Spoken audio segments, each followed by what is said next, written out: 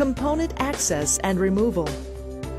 This section explains how to adjust, access, and remove components in a Wolf microwave oven model number MW24.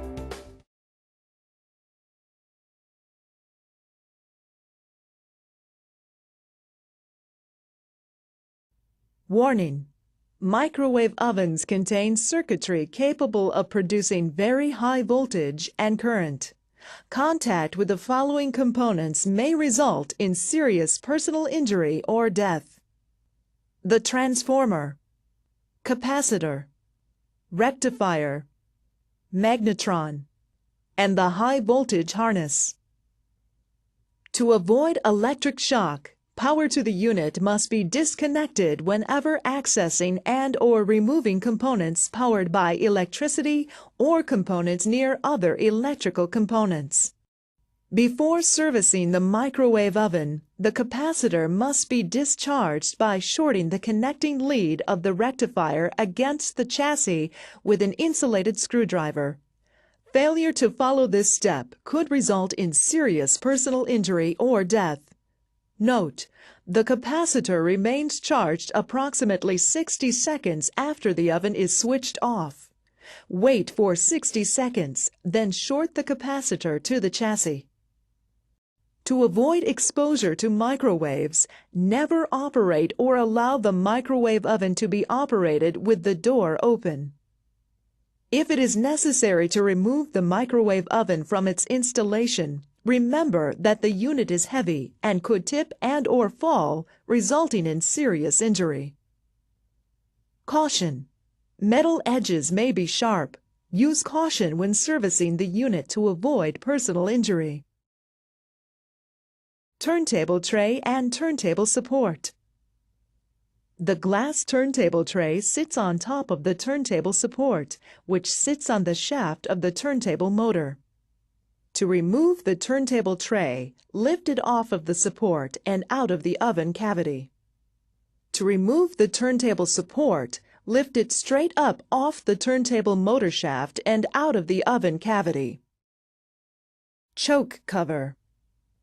The choke cover has a series of plastic tabs around its backside that fit into slots in the outer edge of the door panel. To remove, position the microwave on the edge of the table. Then use a putty knife to release the tabs along the left side of the frame. With this side loose, work the putty knife along the tabs on the top and bottom of the choke cover. Take your time removing this item, as it can be very delicate. You may want to use several knives during the process. Pry it off the right side of the door panel. Latch head and latch head spring. The latch head spring is attached between a hook on the latch head and a hook on the back side of the door frame. To remove the latch head and latch head spring, pull the latch head straight up until the pins disengage the holes in the tabs. Pull the latch head forward slightly, then down until the latch head spring disconnects from the hook on the back side of the door frame. Door assembly with door panel and latch head. The door hinge pins, which are part of the door frame, fit down into holes in the oven hinges. To remove the door assembly, lift the door assembly straight up, then pull the door assembly away from the unit. The bottom hinge also has a washer that should be returned when reassembling. Door panel and door frame. The slit choke is a series of J-shaped metal flanges around the perimeter of the door panel. Plastic tabs on the back side of the door frame fit into spaces between the J-shaped metal flanges of the slit choke to secure the door panel to the door frame. To separate the door panel from the door frame, place the door assembly face down on a solid surface. Insert a putty knife between the door panel and the tabs on one side of the door frame while prying up on the door panel. Work your way along the top and bottom with several putty knives and pull the door panel from the frame. Cabinet case. Extract the screws from the bottom of each side and along the top and sides at the rear. The two screws on the right rear will need size 20 tamper-proof Torx bits for removal. Then, lift the back of the cabinet case up slightly while sliding it toward the rear until the front flange of the oven cavity frame disengages from the channel in the cabinet case. Note: when replacing the cabinet case, the two tamper-proof Torx head screws must be reinstalled in the same place they were extracted from. Power supply cord. The power supply cord is attached to the back of the microwave oven with a screw. To remove the power supply cord, unplug the electrical leads from the terminals. Extract the mounting screw and pull the cord from the oven. Note: the power cord mounting screw also grounds the power cord to the chassis of the microwave oven. This screw must be tightened fully when the power cord is reattached. Control panel assembly. To remove the control panel assembly, unplug all electrical leads from the back of the control panel assembly.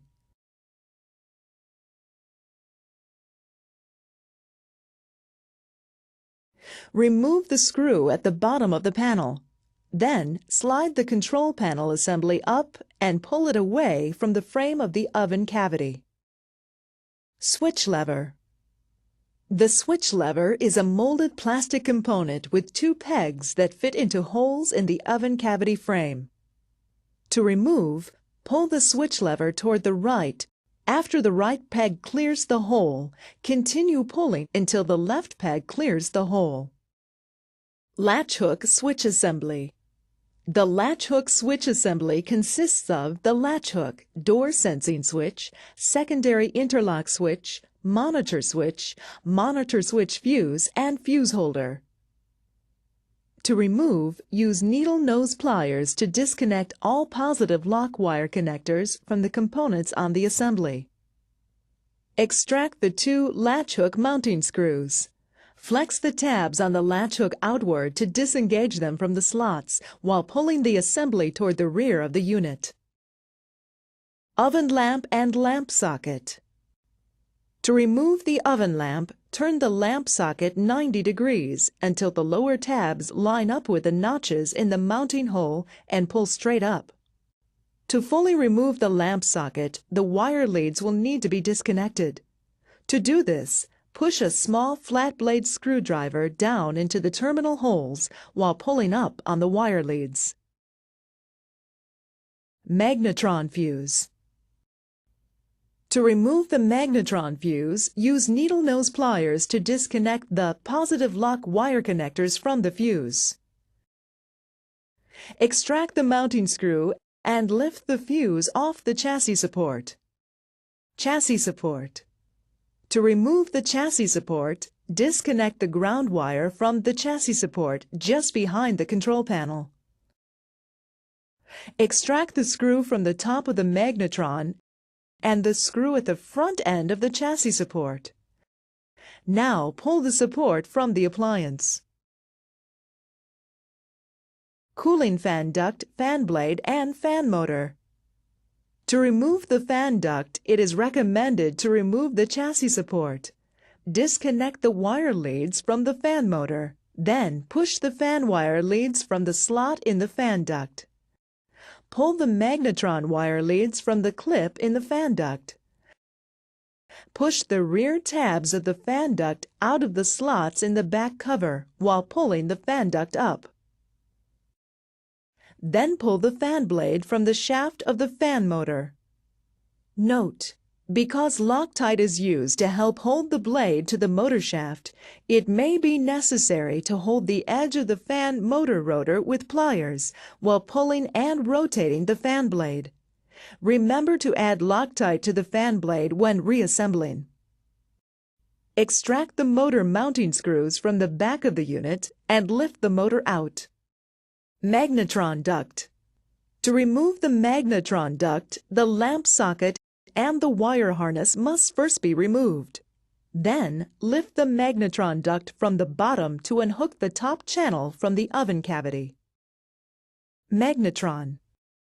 To remove the magnetron duct must first be removed. Then, disconnect the wire connectors, extract the 4 mounting screws, and pull the magnetron from the mounting plate. Capacitor, capacitor band, and rectifier. To remove the capacitor and capacitor band, use needle nose pliers to disconnect the positive lock wire connectors from the capacitor. Extract the screw that holds the capacitor band to the base plate and pull the capacitor and capacitor band from the base plate. Now, flex the legs of the capacitor band away from each other to release the capacitor from the band. Then, extract the screw which holds the rectifier to the capacitor band. Transformer. To remove the transformer, use needle nose pliers to disconnect the positive lock wire connectors from the transformer, along with the positive lock wire connector at the capacitor. Now, extract the transformer mounting screws from the bottom side of the base plate. 2 corners of the transformer base fit into channels on the microwave oven base plate. Lift the transformer off the base plate. Cavity temperature fuse. The cavity temperature fuse is attached to the top left side of the oven cavity with a screw. To remove the cavity temperature fuse, use needle nose pliers to disconnect the positive lock wire connectors from the fuse. Extract the fuse mounting screw and lift the fuse off of the oven cavity. Absolute humidity sensor and sensor duct. The sensor duct is positioned on the outside left wall of the oven cavity.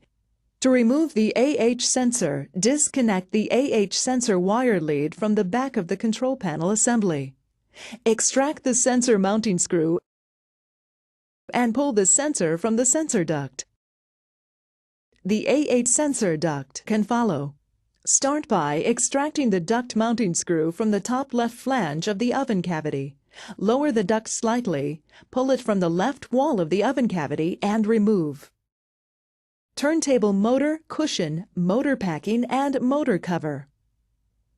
To remove the turntable motor cover, the turntable tray and turntable support must first be removed. Then, lay the oven on its backside or upside down, being careful not to scratch the countertop or the cabinet case. Use tin snips or a similar tool to cut the material between the knockout holes on each side of the turntable motor cover and lift the cover off the base plate. Note: after removing the cover, make sure all snip points are flattened or cut off before reinstalling. At this point, the turntable motor, cushion, and motor packing can be removed. Start by disconnecting the electrical leads from the motor.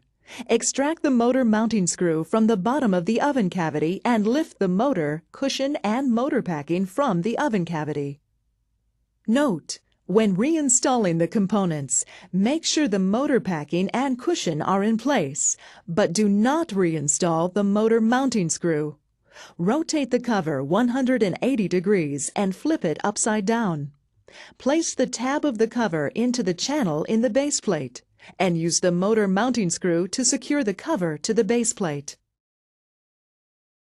Troubleshooting will not be covered in this video, but as a servicer, you should know that the troubleshooting table in the manual handles the test procedures slightly different from what you are used to.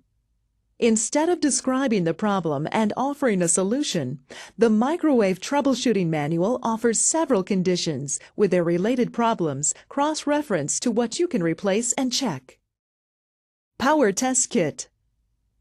For your testing purposes, a power test kit can be used to test the heat output from the oven. These can be purchased from any microwave parts supplier. This concludes the Wolf Microwave Technical Service Training video. If you need further technical assistance, please refer to the manual or contact technical assistance between 7 a.m. and 7 p.m. Central Time, Monday through Friday.